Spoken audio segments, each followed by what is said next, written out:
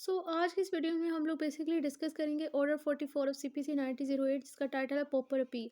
मतलब ये order basically इस सब्जेक्ट से डील करता है कि जब किसी पर्सन ने ऐसा पॉपर अपील करनी हो तो तब क्या प्रोसीजर फॉलो किया जाएगा।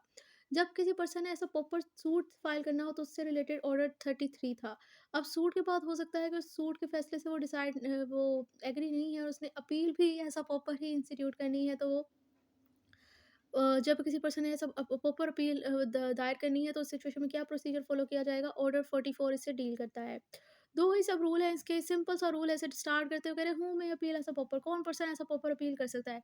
कह रहे any person entitle to prefer any person entitle to prefer an appeal. हर वो पर्सन जिसका राइट टू अपील है, मतलब हर वो पर्सन जो कि अपील कर सकता है। हु इज अनेबल टू पे the fee required for the vendor of appeal. और वेंडर ऑफ अपील के साथ जो फीस लगनी है वो ऐसा पर्सन जो कि वो फीस ना पे कर सकता हो।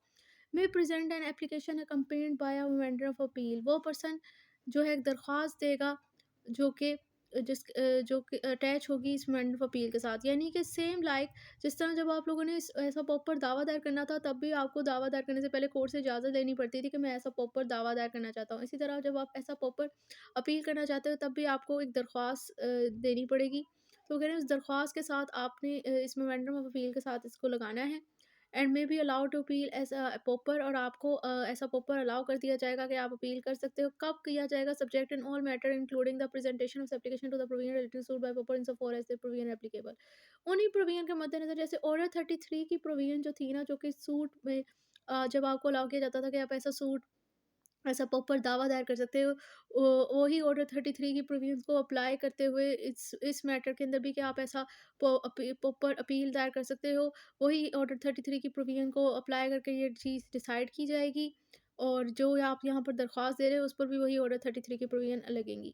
Procedure application for admission of appeal provided that the court shell reject the application. अब सिंपल सी बात है, यहाँ पर उन्होंने जनरली बता दिया कि शेल का वर्ड लगा हुआ है कि अगर आप ऐसा दरख्वास्त देते हो ना कि मैं ऐसा प्रॉपर अपील करना चाहता हूँ, तो फर्स्ट ऑफ ऑल कोर्ट बगैर कुछ देखे सोचे आपकी इस दरख्वास्त को रिजेक्ट कर देगी। अनलेस यानी कुछ फैक्टर है जब वो आपकी इस दरख्वास्त को रिजेक्ट नहीं करती। वगैरह कि कब?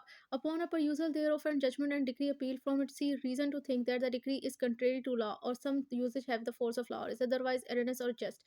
मतलब अगर कोर्ट को सेटिस्फाई हो जाता है कि जिस जजमेंट और डिग्री के अगेंस्ट आपने अपील की है वो जजमेंट और डिक्री बेसिकली लॉ के अगेंस्ट है या कोई कानून जो कि एग्जिस्ट करता है उसके अगेंस्ट है।